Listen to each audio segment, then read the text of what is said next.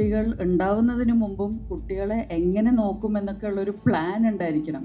അതിൻ്റെ ഒരു responsibility parents വളരെ സീരിയസ് ആയിട്ട് എടുക്കേണ്ടതാണ്. ഇതൊരു ഡീഫോൾട്ട് മോഡിൽ കല്യാണം കഴിഞ്ഞാൽ കുട്ടികൾ ഉണ്ടാവണം, അതങ്ങനെ ഒന്ന് പൊയ്ക്കോളും, എങ്ങനെയെങ്കിലും പൊയ്ക്കോളും എന്നുള്ള രീതിയിൽ ചിന്തിക്കുന്നത് തെറ്റാണെന്ന് വിചാരിക്കുന്ന ഒരാളാണ് ഞാൻ. അതോടൊപ്പം തന്നെ എനിക്ക് പറയാനുള്ളത്, ഇപ്പോഴത്തെ തലമുറ വളരെ പക്വതയുള്ളൊരു തലമുറയാണ്. അവർ ഒരുപാട് കെയർ കിട്ടി വളർന്നിട്ടുള്ള തലമുറയാണ്. ഒരുപക്ഷെ എൻ്റെയൊക്കെ തലമുറ which is called a very short ഫേസാണ്. മില്ലനിയൽസിന് തൊട്ട് മുമ്പ് 76 to 83 എന്ന് പറയുന്നൊരു കാലഘട്ടത്തിലുള്ളവരാണ് ഈ തല്ലുകൊണ്ട് വളർന്നവർ. എന്തിനും ഏതിനും അടി, നിങ്ങൾ തെറ്റ് ചെയ്താലും അടി, നിങ്ങളോട് ആരെങ്കിലും തെറ്റ് ചെയ്താലും നിങ്ങൾക്ക് അടി എന്നുള്ള ഒരു ടൈപ്പ് ഓഫ് പാരൻറ്റിങ് ആയിരുന്നു. സ്കൂളിൽ അടി കൊള്ളുമായിരുന്നു, ചൂരിലുകൊണ്ട് അടിക്കുക, അതൊന്നും ഇപ്പോൾ ഇല്ല.